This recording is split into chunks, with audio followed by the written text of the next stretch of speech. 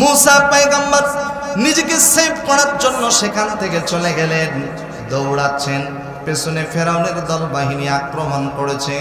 মুসা নবী দৌড়াতে দৌড়াতে, তার দল বাহিনী দৌড়াতে দৌড়াতে সামনে গিয়ে দেখেন বিশাল বড় সমুদ্র। সমুদ্র পার হবে কেমনে? আল্লাহকে ডেকে বলে, আল্লাহ আমার চেষ্টা শেষ। আল্লাহ বলে, মুসা রে না না, তোমার চেষ্টা এখনো শেষ হয় নাই। তোমার হাতে কি কয়? লাঠি। লাঠি দিয়ে আঘাত করো। আল্লাহ পাক কোরআনের ভাষায় বলেন, ফাআউহাইনা ইলা মুসা আনিদরিব বিআসাকাল বাহার। হে মুসা, তোমার হাতে লাঠি দিয়ে সমুদ্রে আঘাত করো। বাহার, সমুদ্রে আঘাত করার সঙ্গে সঙ্গে একটা নয়, দুইটা নয়। তাফসীরের ভিতরে এসেছে, বুখারীর হাদিসের মধ্যে এসেছে, একটা নয়, দুইটা নয়। আল্লাহ রব্বুল আলামিন মুসা নবীর জন্য 12টা রাস্তা তৈরি করে দিয়েছে। আরো জোরে বলেন না আল্লাহু আকবার। কয়টা? আরো জোরে।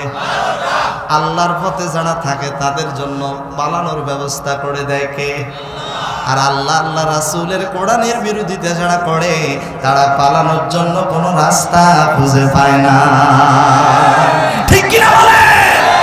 দেখেন না, নৌকাতে পালাইতে ধরলো, একজনরে ধরলো, আর একজন বলে আমার একাই ধরলেন কেন? আর একজন আছে ক্লিন সেফ, লুঙ্গি পরা, টি শার্ট পরা ভদ্র মানুষ, দাড়ি কাইটা পালাইতে ধরছে, তারপরও পালাইতে পারে। সিলেটের জমিন দিয়ে কলার পাতার মধ্যে শুয়ে আছে। আমার মনে হয় বাংলাদেশের প্রত্যেকটা প্রাইমারি স্কুল থেকে শুরু করে নিয়ে কলেজ, ইউনিভার্সিটির গেটের মধ্যে ওই কলার পাতার মধ্যে শুয়ে থাকা ব্যক্তির ছবিটা ঝুলন্ত অবস্থায় রাখা দরকার। সেখান থেকে শিক্ষা নেওয়া দরকার। ক্ষমতার যারা অপব্যবহার করে তারা পালানোর জন্য রাস্তা খুঁজে পায় না। কলার পাতার মধ্যে শুয়ে সিলেটের মানুষ এত সুন্দর আপ্যায়ন করলো, একটা কি বলবো, একটা অন্ডকোষ তো উড়াই দিস। কথা বলেন, কথা ঠিক কিনা? আমার প্রিয় ভাইরা খুব মনোযোগ। মুসা নবীর জন্য আল্লাহ পাক কয়টা রাস্তা তৈরি করছে? জোরে বলেন, কয়টা? 12টা। আমি আর লম্বা করতে চাই না। দেখেন, মুসা নবী তার দল বাহিনী নিয়ে ওই রাস্তা দিয়ে যাচ্ছে। যাইতে যাইতে যখন এই মাঝখানে চলে গেছে, ফেরাউন হামান তার দল বাহিনী চলে আসছে সমুদ্রের কাছে। আইসা দেখে আশ্চর্য ব্যাপার, সমুদ্রের মাঝখানে কয়টা রাস্তা? হামান বলতেছে, রামশিস, যদি মুসারে আটকাতে চাও এই রাস্তা দিয়ে দৌড়াতে হবে। ফেরাউন বলতেছে, হামান তোর একটা সত্য কথা বলি। বলেন, সত্য কথাটা কি জানো? এই রাস্তাটা আমাদের রাস্তা নয় রে, এই রাস্তাটা মুসার রাস্তা। সুবহানাল্লাহ বলবেন না? আর একটু জোরে বলবেন না? আগামীকাল সকাল বেলা বলিয়েন সুবহানাল্লাহ, একটু জোরে বলেন না আল্লাহু আকবার। ফেরাউনের মুখ দিয়ে মিথ্যা কথা বেরিয়েছে না সত্য কথা? আরে ভাই শোনেন, আপনাদেরকে একটা গোপন কথা বলে যাই, কাউরে বলিয়েন না। যারা ইসলামের বিরোধিতা করে, কোরআনের বিরোধিতা করে, মৌলবী মোল্লার বিরোধিতা করে, তারাও জানে মৌলবীরা যেই পক্ষে স্লোগান দেয় এই দলটাই হলো সঠিক দল। ঠিক কিনা বলেন? কিন্তু তারা জানে যে কোরআন যদি একবার রাষ্ট্র সংবিধানে চলে যায় তাহলে তো চুরি করা বন্ধ হবে, ডাকাতি করা বন্ধ হবে, ধর্ষণ বন্ধ হবে। আওয়াজ দিয়ে কথা বলেন, কথা ঠিক কিনা? আমার ভাইরা খুব মনোযোগ দিয়ে শুনতে হবে। ফেরাউন বলতেছে, হামান এই রাস্তাটা আমাদের রাস্তা নয়, এটা কার রাস্তা? এবার হামান বলছে, দেখো আমার পরামর্শে তুমি তরমুজের ক্ষেতে কাজ করলা, আমার পরামর্শে তুমি কি করছো? ওই সরকারি গোরস্থানের দারোয়ান হইছো, আমার পরামর্শে তুমি ঘুষ খাইছো, আমার পরামর্শে সুদ খাইছো, আমার পরামর্শে নির্বাচন করছো, আমার পরামর্শে মন্ত্রী হইছো, আমার পরামর্শে প্রধানমন্ত্রী হইছো, আমার পরামর্শে তুমি নিজেকে রব হিসাবে দাবি করছো। আমি তোমারে বলতেছি, যদি মুসারে আটকাতে চাও এই রাস্তা দিয়ে দৌড়াতে হবে। ফেরাউন এবার মনে মনে অনুতপ্ত হয়ে বলছে, কথা তো ঠিক, এর পরামর্শেই তো আমার পদোন্নতি হয়েছে, এরকে মাইনাস করা যাবে না। সে কি করছে? হামানের কথা মতো ওই রাস্তা দিয়ে দৌড় দেওয়া শুরু করছে।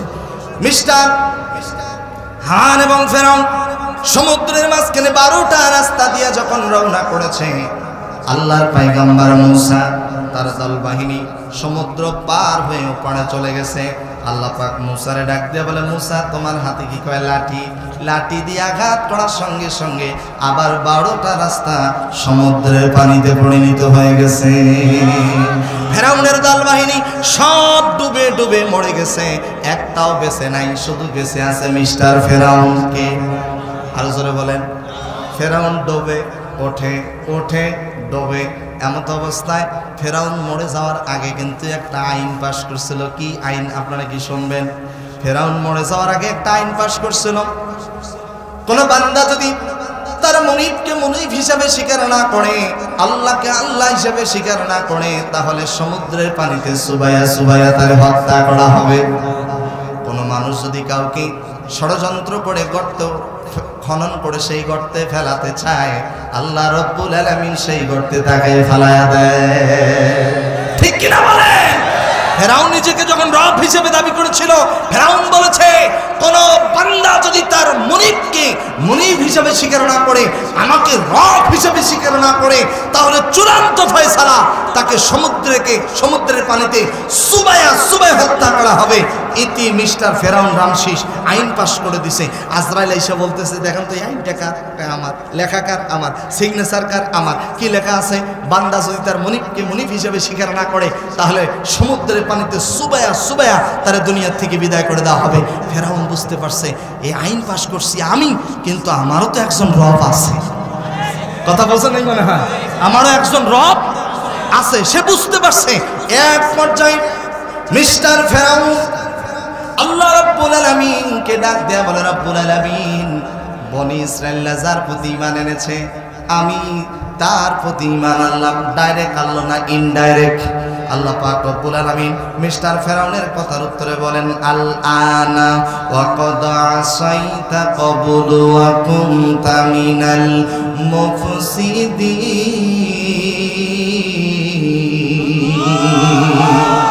ও ফেরাউন, তুমি তো আগে অস্বীকারীদের মধ্যে একজন ছিলা, এখন তুমি যতই ঈমান আনো না কেন কোনো কাজে লাগবে না। আওয়াজ দিয়ে কথা বলেন, কথা ঠিক কিনা? আমার ভাইয়েরা, আমি আপনাদেরকে বুঝাইতে চাচ্ছি, বন্ধুর পরামর্শে, হামানের পরামর্শে বন্ধু হয়ে গেল দেশের প্রধানমন্ত্রী, নিজেকে রব হিসেবে দাবি করলো, আবার ওই বন্ধুর পরামর্শে গিয়া সমুদ্রের পানিতে তার জীবনটা দিয়ে দিল। এই জন্য আমাদের সমাজে একটা প্রবাদ আছে, মূর্খ বন্ধুর থেকে শিক্ষিত শত্রু অনেক ভালো। এই রামজীবন তারুণ্যের আলো ফাউন্ডেশন কর্তৃক আজকের এই মাহফিলে তারুণ্যের আলো ফাউন্ডেশনে যারা জড়িত আছেন, তাদেরকে আমি বলতে চাই, কোনো বেনামাজি বাটপার মুনাফিক বেঈমানের সাথে সম্পর্ক রাখা যাবে না।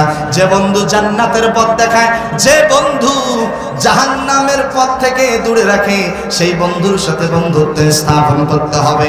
জবান খুলে বলেন তো, আমাদের এক নাম্বার বন্ধু যেন কে? আরো জোরে বলেন, কে? আল্লাহর সাথে বন্ধুত্ব স্থাপন করতে গেলে শর্ত হলো 4টা। জোরে বলেন, কয়টা? আরো জোরে। আল্লাহর দেওয়া চিঠি, বলেন তো নাম কি? এই কোরআন। 1 নম্বরে কোরআন পড়তে হবে। 1 নম্বরে কোরআন পড়তে হবে। আমাদের সমাজে আমরা অনেকেই আছি কোরআন পড়তে পারি। জোরে বলেন তো, কোরআন পড়ার দরকার আছে না নাই?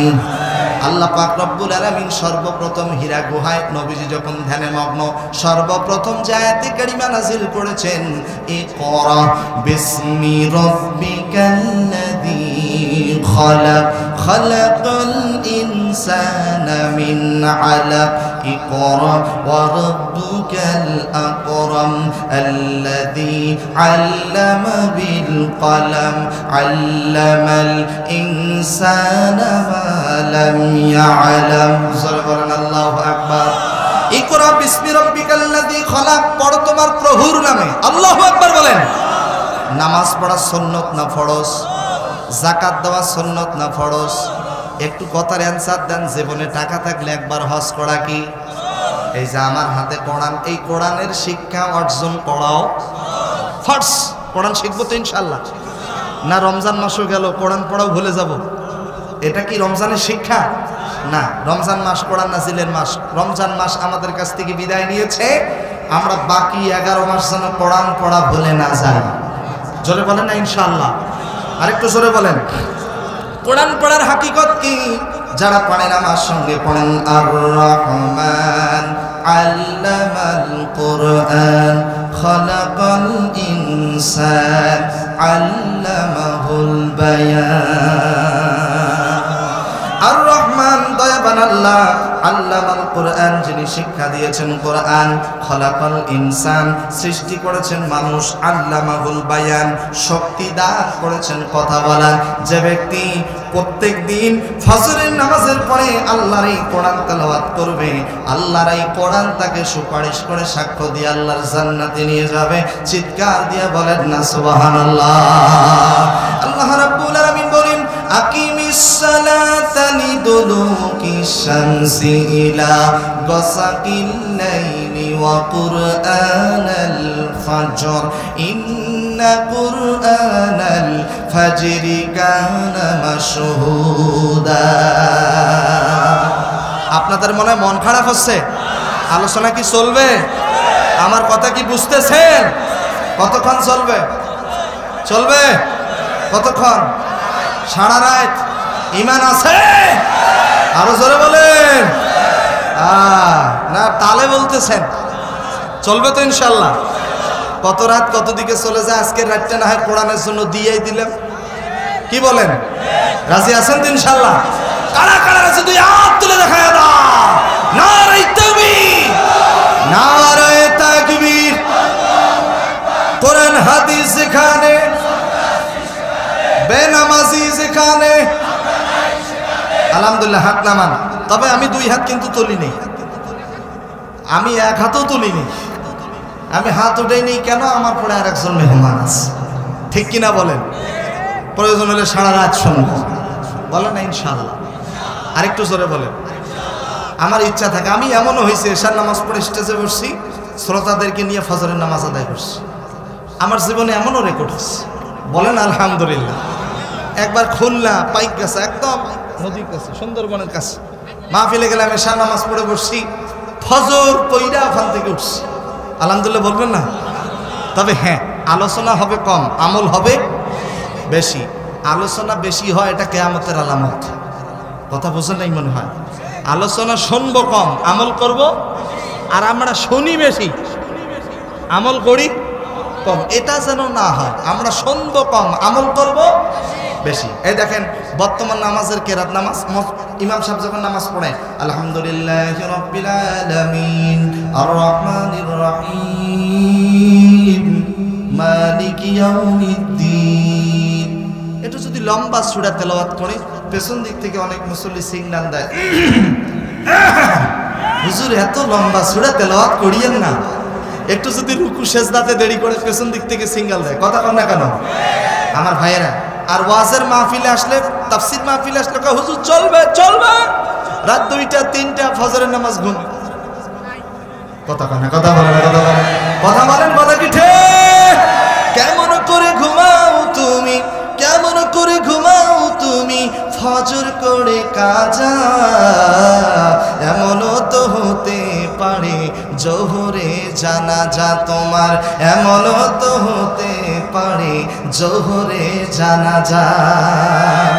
মুসলিম হয় না জন্ম নিলেই মুসলমানের ঘরে, কাফের মুমিন তফাটা হয় সালাতের উপরে।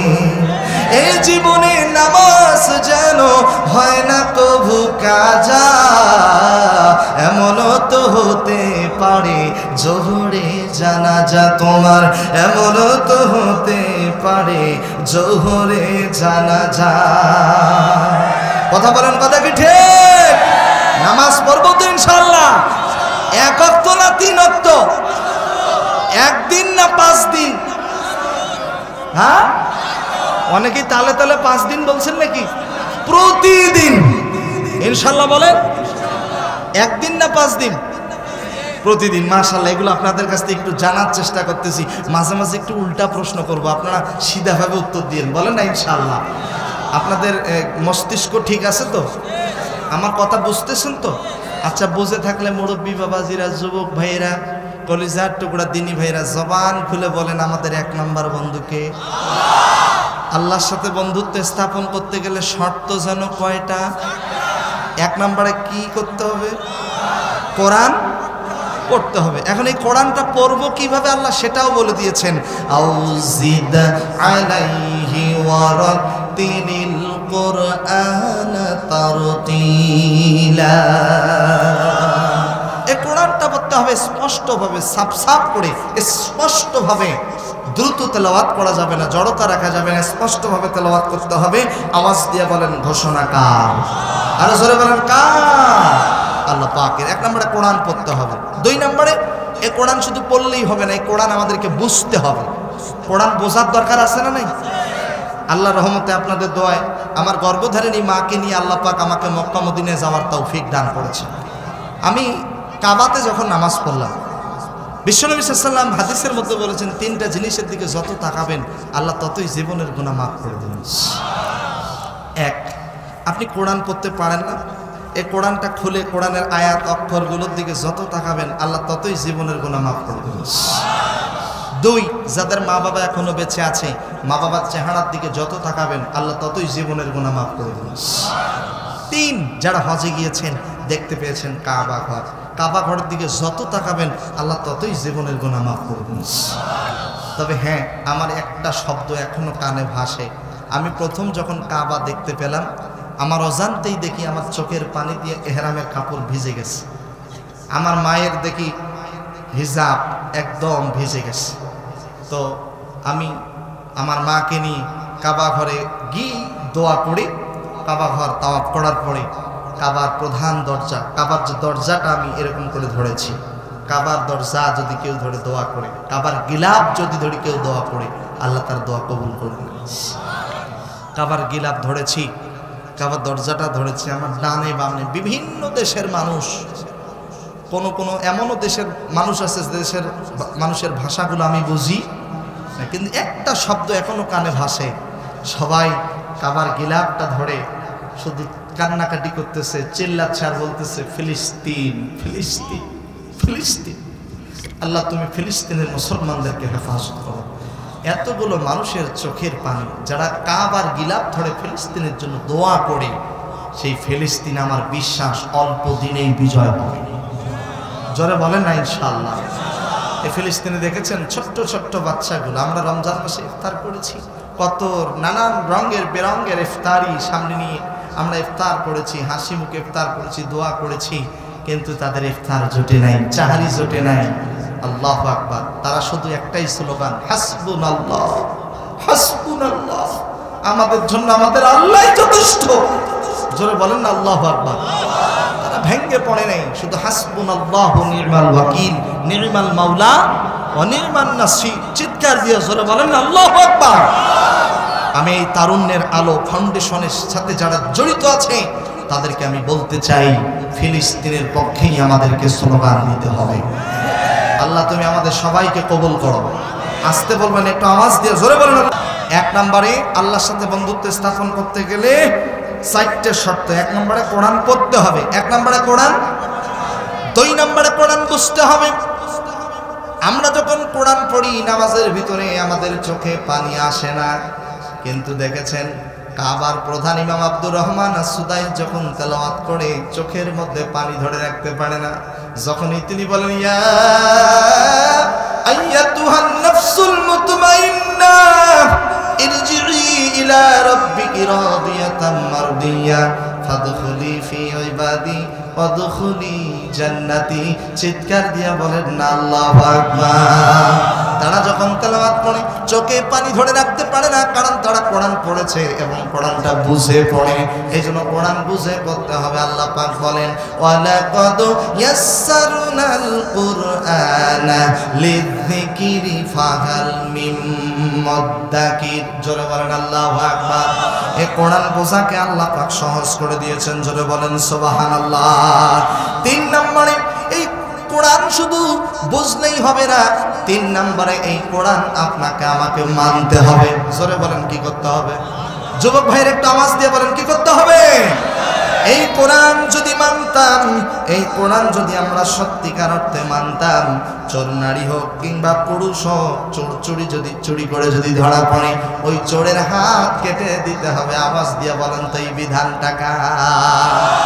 এই আইন মনে হয় বাংলাদেশে আছে। একটু জোরে বলেন না আছে নাকি? বিগত দিনে যারা ক্ষমতায় ছিল, এক একটা মন্ত্রী এমপি লাখের কোনো খাওয়া নেই, সব crore crore billion million trillion. কথা বলেন, এত টাকা দেশ থেকে পাচার করেছে। আমার মনে হয়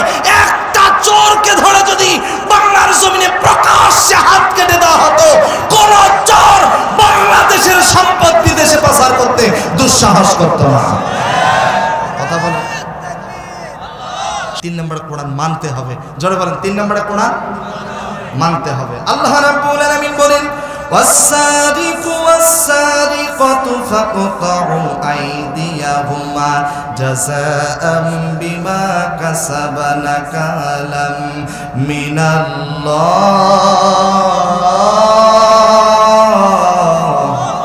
আল্লাহু আজিজুন হাকীম। আল্লাহ রাব্বুল আলামিন বলেন চোর নারী এবং নারী হোক কিংবা পুরুষ হোক, তারা যদি চুরি করে ধরা পড়ে যায় তাদের হাত কেটে দাও। আওয়াজ দিয়া বলেন তো ঘোষণাকার। এই আইন হলো আল্লাহ তাআলার। 4 নম্বরে এই কোরআন শুধু আপনাকে আমাকে মানলেই হবে না, এই কোরআন সমাজে রাষ্ট্রের ভিতরে মানাতে হবে, মানাতে হবে। এই সময় কিন্তু এসে গিয়েছে। আমি ওমর ফারুক সিদ্দিকী নামাজের কথা বলছি, আমি ওমর ফারুক সিদ্দিকী এই স্টেজে সুদের বিরুদ্ধে কথা বললাম, আমি ওমর ফারুক সিদ্দিকী এই স্টেজের মধ্যে ঘুষের বিরুদ্ধে কথা বললাম। এই স্টেজে বইলা লাভ নাই। আমরা যাদেরকে আমানত ভোট দিয়া নেতা বানায় সংসদে পাঠায় দেই, ওই পবিত্র সংসদে সুদের বিরুদ্ধে ঘুষের বিরুদ্ধে সংগ্রাম তুলতে হবে। যদি সেখানে আইন পাশ করে বেনামাজি, কোন মুসলমান বেনামাজি থাকতে পারবে না, আজান হওয়ার সাথে সাথে মসজিদে যেতে হবে। কোন মুসলমান ঘুষ খাইতে পারবে না, সুদ খাইতে পারবে না। এই আইন যদি একবার বাংলাদেশের সংসদে আইন পাশ করা হয়, আমার মনে হয় বাংলাদেশে সুদ করে ঘুষ করে বেনামাজি খুঁজে পাওয়া যাবে না। একটু হা না তো বলবেন, জোরে বলেন। বর্তমান আমাদের সমাজে প্রকাশ্যে সুদ ঘুষ আছে না নাই? আপনারা মনে হয় আমার কথাগুলো শুনে মন খারাপ করতেছেন, মাইন্ড করতেছেন। মাইন্ড করবেন না, মাইন্ড করবে তারা এগুলোর সাথে জড়িত যারা, ঠিক কিনা বলেন? তাছাড়া তো হক কথা হবে। জোরে বলেন না ইনশাআল্লাহ। হক আছে যেখানে, আমরা আছি সেখানে। আমার প্রিয় ভাইরা, আর লম্বা করতে চাই না, যে কথাটি বলে আমি আপনাদের কাছ থেকে বিদায় নিতে চাই। যদি আমার কথা বুঝে থাকেন জবান খুলে বলেন তো আমাদের 1 নম্বর বন্ধুর নাম কি? আল্লাহর সাথে বন্ধুত্ব স্থাপন করতে গেলে শর্ত যেন কয়টা? 4টা। 1 নম্বরে কোরআন। সবাই জোরে বলেন 1 নম্বরে কোরআন, 2 নম্বরে কোরআন বুঝতে হবে, 3 নম্বরে কোরআন মানতে হবে, 3 নম্বরে কোরআন, 4 নম্বরে কোরআন সমাজের ভিতরে রাষ্ট্রের ভিতরে মানাতে হবে ইনশাআল্লাহ বলেন। আবারও মুখস্থ করেন। 1 নম্বরে কোরআন, 2 নম্বরে কোরআন, 3 নম্বরে কোরআন মানতে হবে, 4 নম্বরে কোরআন মানাতে হবে ইনশাআল্লাহ বলবেন না? এবার আসেন আয়াতে কারিমার 2 নম্বর শব্দ ওয়া রাসূলুহু। আমাদের 2 নম্বর বন্ধু বিশ্ব নবী জনাবে মুহাম্মদুর রাসূলুল্লাহ সাল্লাল্লাহু আলাইহি সাল্লাম। রাসূল হচ্ছে আমাদের আদর্শ, রাসূল হচ্ছে আমাদের মডেল। বিশ্বনবী সাল্লাল্লাহু আলাইহি সাল্লামের মায়ের নাম কি ছিল? আমিনা। জোরে বলেন কি নাম? আমিনা।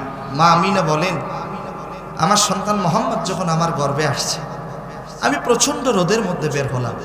যারা কাবায় গিয়েছেন দেখেছেন, কাবা শরীফের পাশেই হলো বিশ্বনবী সাল্লাল্লাহু আলাইহি সাল্লামের ঘর, যেখানে জন্মগ্রহণ করেছে।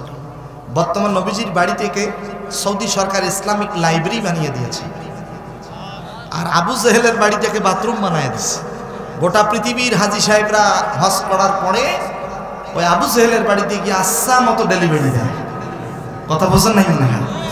আচ্ছা, তাহলে নবীজির বাড়ি থেকে দেখেন ইসলামিক লাইব্রেরি বানিয়ে বিশ্বনবী সাল্লাল্লাহু আলাইহি সাল্লামের মা আমিনা বলেন, আমার সন্তান যখন আমার গর্ভে প্রচন্ড রোদের মধ্যে বের হলাম, লক্ষ্য করে দেখি আমি আমেনা যেই দিকে হেঁটে হেঁটে যাই, আমি আমেনার মাথার উপরে আসমান থেকে কে যেন ছায়া বর্ষণ করে। আমি কাঁটার মধ্যে পা রাখার সঙ্গে সঙ্গে খেয়াল করে দেখি কাঁটাগুলো পর্যন্ত ফুলের বিছানা হয়ে যাচ্ছে।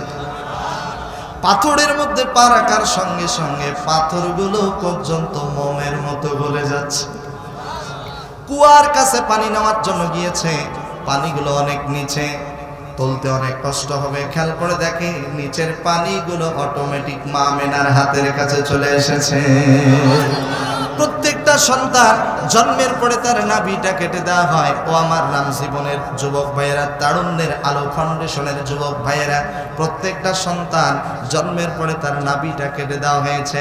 কিন্তু নবীজির মা আমিনা বলেন, আমার সন্তান মোহাম্মদ নাভি কাটা অবস্থায় জন্মগ্রহণ করেছে।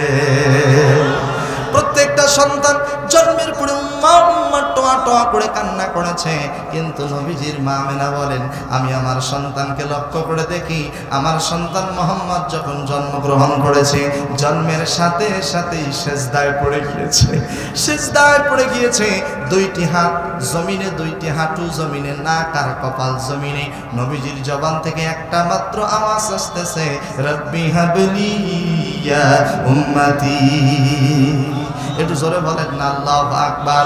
ওই নবী হচ্ছে আমাদের আদর্শ, ওই নবীজি হচ্ছে আমাদের মডেল, যে নবীকে আল্লাহ পাক রব্বুল আলামিন গোটা পৃথিবীবাসীর জন্য রহমত স্বরূপ পাঠিয়েছেন। জোরে বলেন না সুবহানাল্লাহ। আর একটু জোরে বলেন না আল্লাহু আকবার। আমরা সবাই আমাদের মায়ের পেটের মধ্যে 5000-এর অধিক লাথি মেরেছি। বিশেষ করে রামজীবন তারুণ্যের আলো ফাউন্ডেশনের সাথে যারা জড়িত আছেন সেই সমস্ত যুবকদেরকে বলতে চাই, যুবক ভাইয়েরা, ভাগ্যের দরজা যদি খুলতে চাও, মাকে কখনো কষ্ট দিও না, বাবারে কখনো কষ্ট দিও না। একটা সন্তান যখন মায়ের গর্ভে আসে, আমার দিকে তাকান, ওই সন্তানের পাগুলো থাকে মায়ের কলিজার দিকে, সন্তানের মাথাটা থাকে মায়ের জরায়ুর দিকে। সন্তানটা আস্তে আস্তে করে মায়ের পেটের মধ্যে বড় হয়, মায়ের কলিজাটা চাপ দিতে দিতে উপরের দিকে উঠতে থাকে। সন্তানটি যখন মায়ের পেটের মধ্যে পাটা একটু নড়ায়, সরাসরি দক্ষিণী মায়ের কলিজায় লেগে যায়। মা দক্ষিণী সহ্য করতে পারে না। এক একটা সন্তান মায়ের পেটের মধ্যে লাথি যদি নাও মেরেছে, 5000-এর অধিক লাথি মেরেছে। আমি ওমর ফারুক সিদ্দিকীও মাইনে ছিলাম না, কিন্তু বিশ্বনবী সাল্লাল্লাহু আলাইহি সাল্লামের মা আমিনা বলেন, আমার সন্তান মোহাম্মদ যতদিন পর্যন্ত আমার পেটের মধ্যে ছিল, একটা বারের জন্য পা দিয়া লাথি মারে নাই। চিৎকার দিয়ে জোরে বলেন না সুবহানাল্লাহ। আর একটু জোরে বলেন না আল্লাহু আকবার।